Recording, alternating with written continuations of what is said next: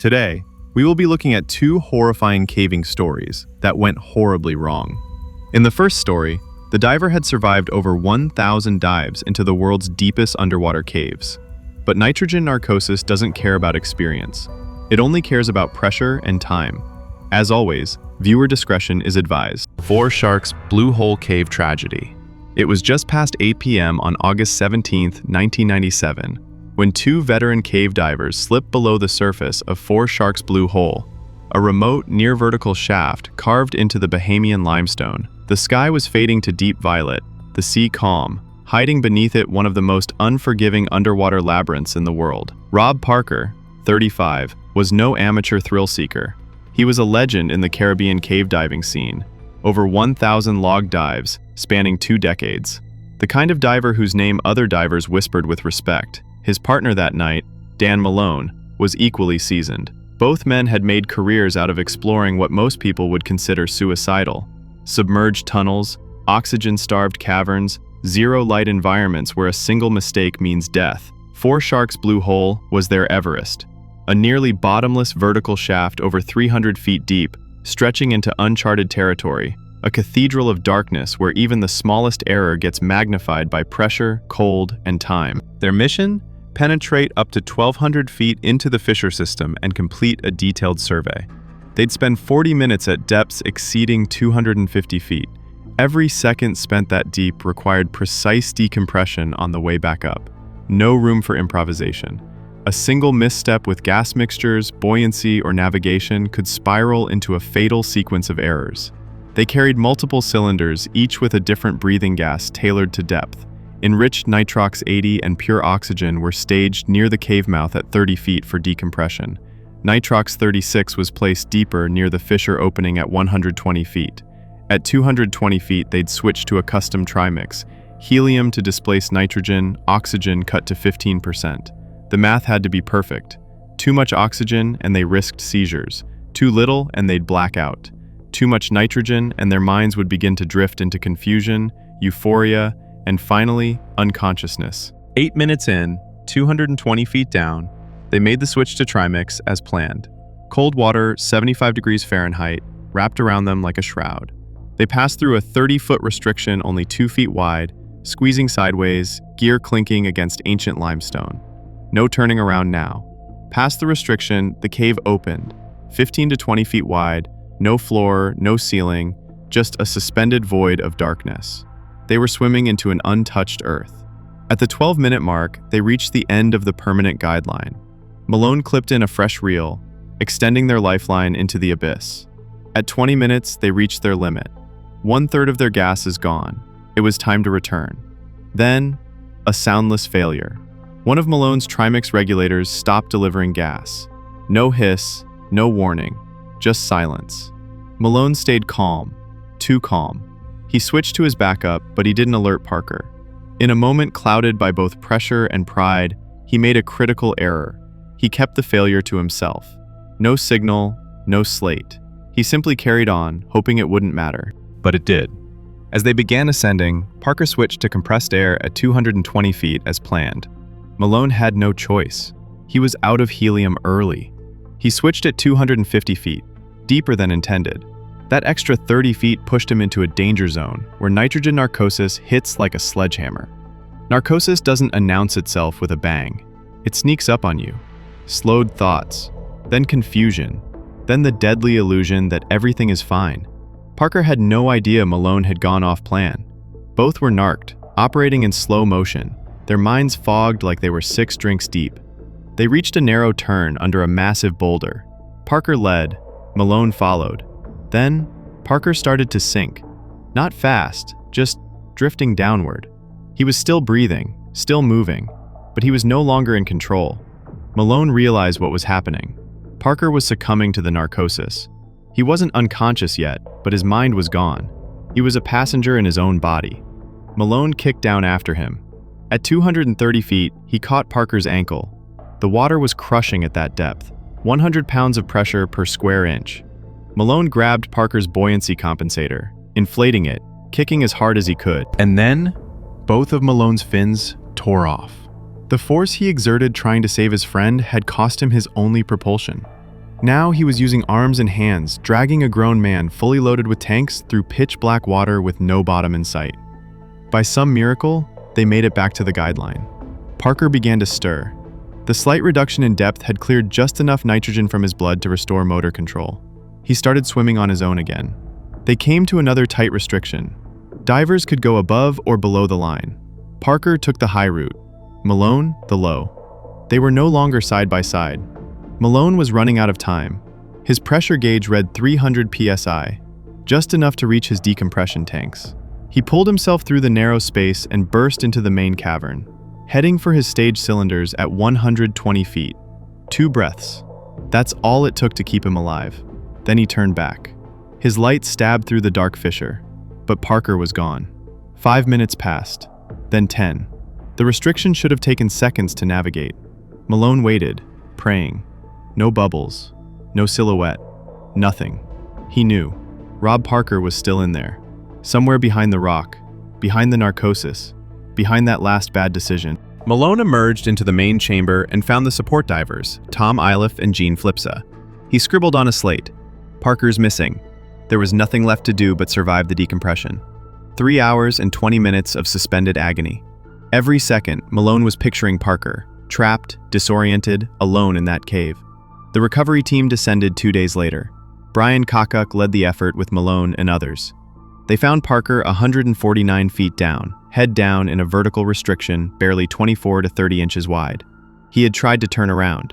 His body position told the story. A man lost in the dark, confused, choosing depth instead of escape. They couldn't even reach his pressure gauge. Had he run out of air? Or had his mind simply let go first?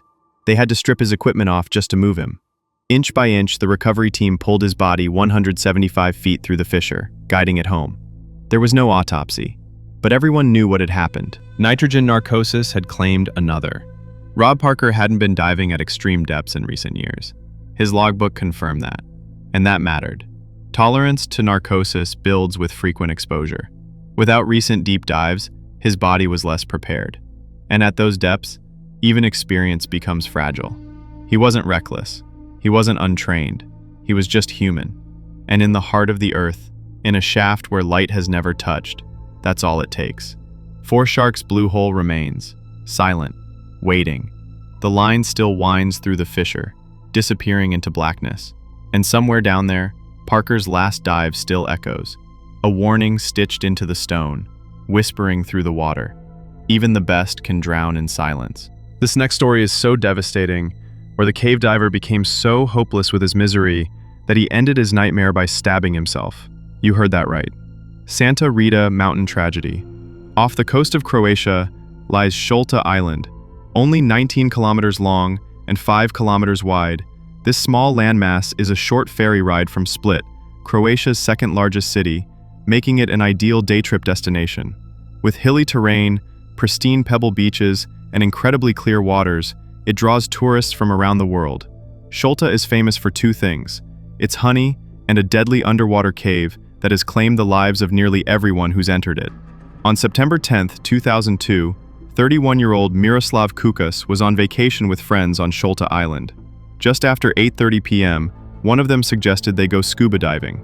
With its crystal waters, Šolta is a diving hotspot, where excursions take place day and night. Most tourists stick to safe alcoves, shallow areas teeming with fish and minimal risk. But Miroslav and his friends weren't interested in the usual dive. They wanted to explore the infamous underwater cave located just south of the island in Pogan Bay. They'd heard warnings.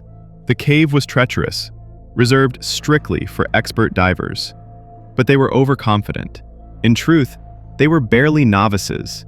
But curiosity outweighed caution. They persuaded a boat operator to take them to the location, where the cave's entrance lay beneath the water's surface. Once suited up, they boarded the boat, cruised out, and plunged into the water.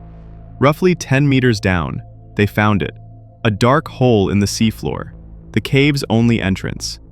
Divers have to descend headfirst because the opening is so narrow. About 10 meters in, it splits into 2 paths. One leads to the shallow gallery, which descends to a depth of 36 meters. It's a dead-end chasm, no other tunnels branching off. The other path leads to the deep gallery, a much larger chamber that descends to 57 meters. Hidden on the ceiling of this deep gallery is a thin, precious air pocket, an eerie feature that has saved and doomed divers in equal measure. The cave is dangerous for multiple reasons. First, it's pitch black past the entrance. The only light comes from that narrow hole, and it doesn't reach into either gallery. Once inside, you're navigating total darkness. Worse still, the walls are covered in silt. A single kick from your fins clouds the water instantly, like fog swallowing headlights. Even with a flashlight, visibility is essentially zero. It's like diving blind. Sometime after 9:15 p.m., Miroslav entered first. His friends followed.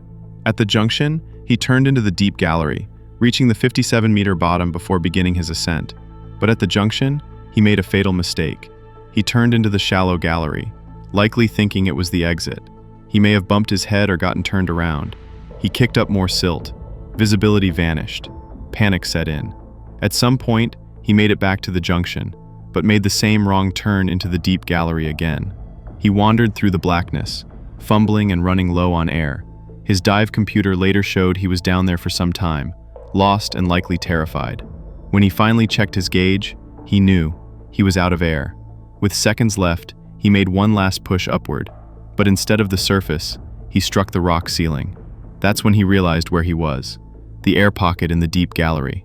Barely enough to breathe, not enough to survive. His body must have been screaming for oxygen, chest heaving, vision narrowing. The surface was far above, and a breathless ascent from that depth would mean unconsciousness or death. Faced with drowning, alone and sealed in darkness, Miroslav made an agonizing choice. He unsheathed his dive knife, steeled himself, and drove the blade into his chest, piercing his own heart. The autopsy would confirm it. He did not drown. He chose to die by his hand, rather than suffer the panic of suffocation. Back at the surface, Miroslav's two friends had exited the cave safely. They waited on the boat, watching the water, expecting him to emerge. Minutes passed, then 10, then 30. After an hour with no sign of him, fear took hold. They contacted the authorities. Police responded swiftly and dispatched two professional cave divers to search for Miroslav. One of them was 25-year-old Oliver Mirik, a skilled, physically fit diver, but inexperienced with this cave's deadly layout. He and his partner descended into the darkness, beams of light slicing through clouds of silt as they searched for signs of the missing man. But the cave's interior was a winding maze. Oxygen was limited.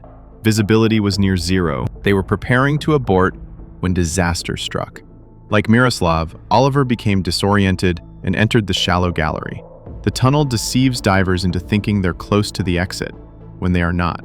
His partner had also taken a wrong turn, but corrected course just in time. Oliver, however, wasn't so lucky. He retraced his path again and again, darting between the deep and shallow galleries, struggling to orient himself. Each second that passed drained his air supply. In the end, he too ran out of oxygen and drowned, just hours after Miroslav had died in the same chamber. It would take rescue teams 3 agonizing days to recover both bodies from the underwater tomb. By then, the story had made national headlines, and the cave had earned an even darker reputation. To this day, Croatian authorities warn divers to stay out of the Pogon Bay cave system unless they possess elite training and experience in deep technical diving. Even then, they caution, no diver is immune to the psychological terror of being trapped in a pitch-black underwater labyrinth. But the warnings go unheeded. Every year, overconfident divers descend into the cave, certain they'll make it back. Many do not. They enter the galleries, lose their bearings, run out of air, and become just another name etched into the grim legacy of Sholta Island's underwater cave. Thanks for watching. If you found this story haunting or powerful, consider subscribing. We explore the most terrifying true tales from the edges of human survival. Until next time, stay curious, and remember, there is no way out.